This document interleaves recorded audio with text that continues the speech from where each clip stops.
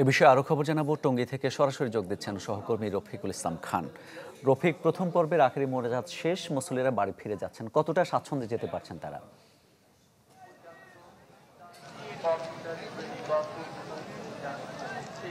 মামুন, আখেরি মোনাজাতের পর বাস এবং রেল স্টেশনে কিন্তু ভিড় বাড়ছে। আপনি নিশ্চয় দেখতে পাচ্ছেন আমার পিছনে এই মুহূর্তে কিন্তু বিপুল সংখ্যক মুসল্লি আসলে অপেক্ষা করছে তাদের নির্ধারিত ট্রেনে যাতায়াতের জন্য। যদিও রেলওয়ে কর্তৃপক্ষ জানিয়েছে তারা এখানে 9 জোড়া বিশেষ ট্রেনের ব্যবস্থা করেছে। তাছাড়া যতগুলো ট্রেন আসলে টঙ্গী রেলওয়ে স্টেশন হয়ে যাতায়াত করবে সবগুলো ট্রেনেরই কিন্তু যাত্রা বিরতি দেওয়া হয়েছে। তো আপনি নিশ্চয় দেখছেন যে একটি ট্রেন কিন্তু এই মুহূর্তে আসলে দাঁড়িয়ে রয়েছে, যেটি রেলওয়ে স্টেশন থেকে রাজধানী কমলাপুরের উদ্দেশ্যে ছেড়ে যাবে। এবং যে সমস্ত মাঝখানে যতগুলো স্টেশন রয়েছে প্রায় প্রতিটি স্টেশনে কিন্তু এটি যাত্রা বিরতি দিবে, কেননা যে পরিমাণ মুসল্লি রয়েছে তাদেরকে কিন্তু নির্ধারিত জায়গাতে নামিয়ে দিবে, সেটি আমাদেরকে বলছে। তাছাড়া আমরা যেটি দেখছি কিছুক্ষণ পরপরই কিন্তু ট্রেন আসছে এবং সেই ট্রেনগুলো কিন্তু এখান থেকে মুসল্লিদের নিয়ে যাচ্ছে।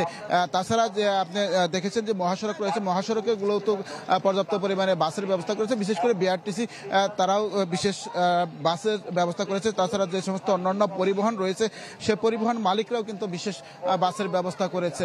তো আমরা যেটি দেখছি এই মুহূর্তে টঙ্গী রেলওয়ে স্টেশনে যে সমস্ত মুসল্লি রয়েছে এর অধিকাংশই কিন্তু সকালে কিংবা কালকে রাতে এসেছিল আখেরি মোনাজাতে অংশগ্রহণ করার জন্য। আখেরি মোনাজাত শেষ হওয়ার পরই কিন্তু স্টেশনে আসলে মুসল্লিদের উপচে পড়া ভিড় দেখা যাচ্ছে। তো মুসল্লিরা যেটি বলছে যে পরিমাণ বিশেষ ট্রেনের ব্যবস্থা করা হয়েছে তা আসলে মুসল্লিদের তুলনায় সেটি অপতুল্য এবং কম। সেটি যদি আরও বাড়ানো হতো তাহলে হয়তো মুসল্লিদের জন্য আরেকটু আরামদায়ক হতো অথবা স্বস্তিদায়কভাবে তারা যেতে পারছেন। কারণ আপনি দেখতে পাচ্ছেন যে পরিমাণ মুসল্লি রয়েছে এখন পর্যন্ত কিন্তু টঙ্গী রেলওয়ে স্টেশনে শুধু একটি মাত্র ট্রেন ছাড়া আর কোনো ট্রেন নেই। তাছাড়া একটু পরপরই মাইকে ঘোষণা দেওয়া হচ্ছে যে কিছুক্ষণ পরপরই বিভিন্ন স্থান থেকে ট্রেন আসছে এবং যে সমস্ত ট্রেনই আসবে সেগুলো ট্রেনই এখানে যাত্রার বিরুদ্ধে মুসল্লিদের নিয়ে যাবে। এই ছিল এখান থেকে সর্বশেষ খবর। মামুন। রফিক, ধন্যবাদ আপনাকে। দর্শক, আমরা এর মধ্যে আমাদের আরো দুজন সহকর্মীকে পেয়ে গেছি। সজল সাইক আছেন এবং রমিজ হুসাইন আছেন।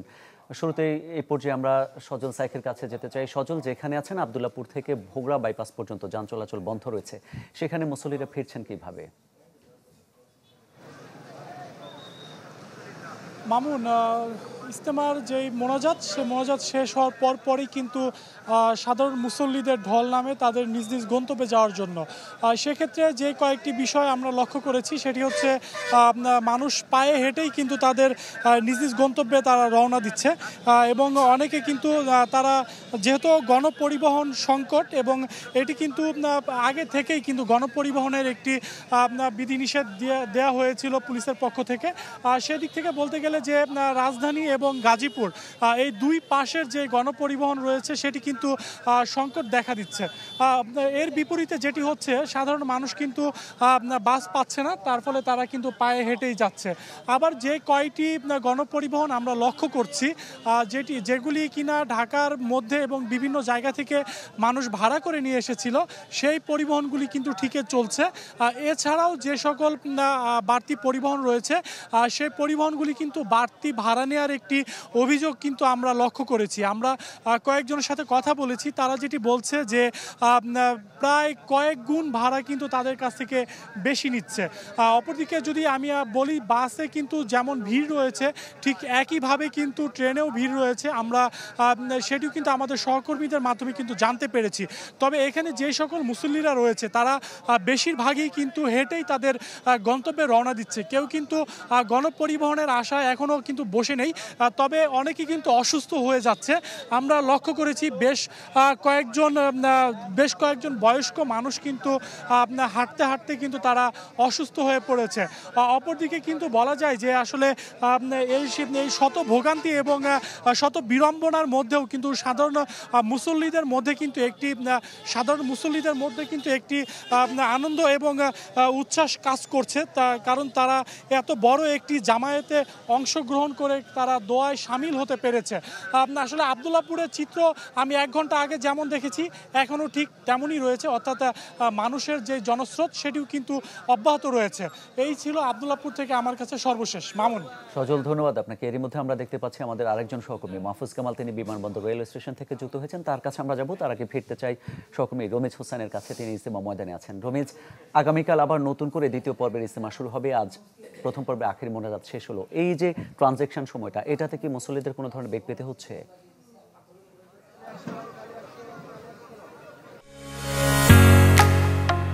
ঢালাইয়ের সেরা প্রিমিয়ার সিমেন্ট। আসলে এত মানুষের জমায়েত, খুব যে বের হওয়ার যে রাস্তা খুব একটা বেশি আছে তা না, কারণ এই টঙ্গীর তুরাগ তীরের যারা আসলে এই পাশে রয়েছেন তারা ওই পাশে যেতে 6 থেকে 7টি সাঁকো তৈরি করেছে বাংলাদেশ সেনাবাহিনী। তো আপনি যদি দেখেন এখানে এখন যেহেতু প্রায় ঘন্টাখানেক হয়ে গেছে, তারও বেশি সময় যে আখিরি মোনাজাতের, এর মধ্যে বেশিরভাগ মুসল্লি যারা রয়েছেন তারা কিন্তু এই টঙ্গীর যে ইজতেমা ময়দান সেটি ছেড়ে তারা চলে গেছেন। এবং বাকি যারা আছেন তারা তাদের আনুষঙ্গিক যেই বিষয়গুলো থাকে যেগুলো তারা তাদের সাথে নিয়ে এসেছিলেন, তাদের রান্নাবান্নার যেই সরঞ্জামাদি, তাদের জামা কাপড় এবং তাঁবু থেকে শুরু করে অন্যান্য যেই ক্যাম্প করে থাকার জন্য যেই বিষয়গুলো থাকে, যেই প্রয়োজনীয় যে সমস্ত আসবাবপত্র থাকে সেগুলো তারা গোছগাছ করছেন এবং গোছগাছ করে তারা আস্তে আস্তে বের হচ্ছেন। তবে শুরুর দিকে যে পরিমাণ মানুষের যেই চাপ ছিল আসলে এই চাপটা কিন্তু কিছুটা কমে এসেছে। এখন মানুষ খুব নির্বিঘ্নেই তাদের এই যে ইজতেমা ময়দান থেকে তারা ঠিক স্বাচ্ছন্দ্যের সাথে বের হতে পারছে। আর এই বের হওয়ার সময় আইনশৃঙ্খলা রক্ষাকারী বাহিনীর সদস্যরা কিন্তু বেশ তৎপর আছে, কারণ এই সময়টাতে অধিক মানুষের যখন ধাক্কাধাক্কি হয় তখন কিন্তু পকেটমার ছিনতাইকারী বা যারা মলম পার্টির সদস্যরা রয়েছে, এই ধরনের দুষ্টু লোক যারা, তারা কিন্তু এই সমস্ত সাধারণ মুসল্লি যারা রয়েছেন তাদের কাছ থেকে ছিনতাই করার চেষ্টা করে থাকে। তো এই বিষয়টা আসলে দেখভাল করেছেন সেনাবাহিনীর সদস্য, আইনশৃঙ্খলা রক্ষাকারী বাহিনীর সদস্যরা।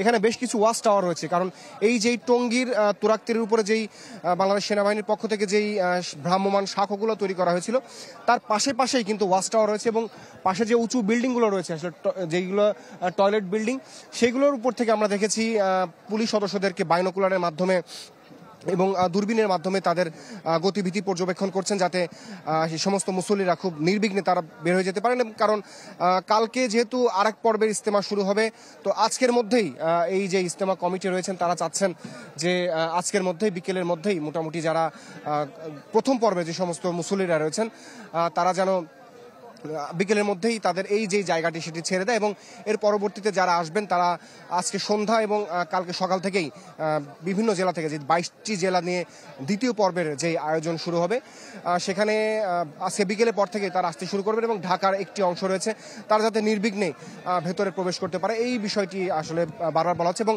এর ভেতরে প্রায় লক্ষাধিক মানুষের যে সমাগম ছিল, তারা যে ভেতরে যেই পরিবেশটা, অনেক জায়গায় বাঁশের খুঁটি ছিল, সেখান থেকে যারা শামিয়ানা টাঙিয়েছিল, যারা নিজেরা এসেছিল তারা তাদের শামিয়ানা নিয়ে গেছে, এবং সেই জায়গাটা কিন্তু খোলা হয়ে আছে। এবং এর পরবর্তীতে যারা আসবে এই 22 জেলা এবং ঢাকার একটি অংশের লোকজন, তারা কিন্তু এসে সেই মাটির যেই ময়লা আবর্জনাগুলো রয়েছে সেগুলো তারা এখান থেকে পরিষ্কার করবে, এবং তারা এখানে থাকার মতো তাদের একটি পরিবেশ তৈরি করবে এবং উপরে শামিয়ানা দিয়ে তাদের একটা অবস্থান নিশ্চিত করবে। কারণ কালকে সন্ধ্যার পর থেকেই আম্বায়নের মধ্য দিয়ে দ্বিতীয় যেই পর্ব রয়েছে মাওলানা জোবায়েরপন্থীদের 22টি জেলা এবং ঢাকার একটি অংশ নিয়ে তাদের আয়োজন শুরু হবে, এবং সেখানে মঙ্গল বুধবারে আখির মোনাজাতের মধ্যে দিয়ে শেষ হবে, এবং পরবর্তীতে 7 দিন বিরতি দিয়ে মাওলানা সাতপন্থী যারা রয়েছেন তাদের ইজতেমা শুরু হবে। মামুন। রমিজ, ধন্যবাদ আপনাকে। এই পর্যায়ে আমরা সহকর্মী মাহফুজ কামাল কাছে যেতে চাই। মাহফুজ, রেলপথে কতটা স্বাচ্ছন্দ্যে বাড়ি ফিরছেন মুসল্লিরা? ট্রেনগুলো সময় মতো আসছে? এই মুহূর্তে বিমানবন্দর রেল স্টেশনে দেখছি জামায়াত কমিটির একটি ট্রেন প্রবেশ করছে। আমি সরাসরি সেই চিত্রটি একটু দেখানোর চেষ্টা করি। ধর্মপ্রাণ মুসলমানরা আখিরি মোনাজাত শেষে নিজ নিজ গন্তব্যে ফিরে যাচ্ছেন, এবং আখিরি মোনাজাত শেষে টঙ্গী থেকে ঢাকামুখী যে ট্রেনগুলো, সেই ট্রেনে 3 ধরনের ঠাঁই নেই। ট্রেনের ভেতরে বাইরে সব জায়গায় যেভাবে পাচ্ছেন মুসল্লিরা ফিরছেন। এটি একটি ট্রেন যেটি বিমানবন্দর স্টেশনে এসছে টঙ্গী থেকে। আখিরি মোনাজাত ঠিক 9টা 11 থেকে 9টা 40 বা 45 মিনিট পর্যন্ত আখির মোনাজাত সম্পন্ন হয়েছে এবং আখির মোনাজাত শেষে অনেকে কিন্তু শুধু বিশ্ব ইজতেমায় গিয়েছেন তাই নয়, অনেকে শুধু আখির মোনাজাতে অংশ নিতেই কিন্তু ঢাকার আশপাশের এলাকা থেকে ফজর নামাজ পর থেকে পায়ে হেঁটে এসে অংশ নিয়েছেন। এখন তাদের ফেরার পালা। মূলত প্রথম পর্বের যে বিশ্ব ইজতেমা সেটি কিন্তু আখিরি মোনাজাতের মধ্য দিয়ে শেষ হলো ঐক্য, শান্তি ও কল্যাণ কামনায় দোয়া মানতের মধ্য দিয়ে। আরেকটি বিষয় বলতে হয়, সেটি হচ্ছে যে এটি 58তম বিশ্ব ইজতেমার প্রথম পর্ব। সে আখিরি মোনাজাতটি পরিচালনা করেন তাবলিগ জামায়াতের মাওলানা জুবায়ের। তিনি আরবি এবং বাংলা ভাষায় মোনাজাত করেন। দীর্ঘ 24 মিনিটের মোনাজাতে বিশ্ব মুসলিম উম্মার ঐক্য, শান্তি ও কল্যাণ কামনা করা হয়। এর আগে হেদায়েতি বয়ান হয়েছে এবং আল্লাহর দরবারে দুই হাত তুলে ক্ষমা চেয়ে দোয়া প্রার্থনা করেছেন লাখো মুসল্লি। এছাড়াও যে বিষয়টি বলতে হয়, গত বৃহস্পতিবার বাদ মাগরিব ভারতের মাওলানা ইব্রাহিম দেওলার আমবয়ানের মধ্য দিয়ে শুরু হয় 58তম বিশ্ব ইজতেমার প্রথম পর্ব।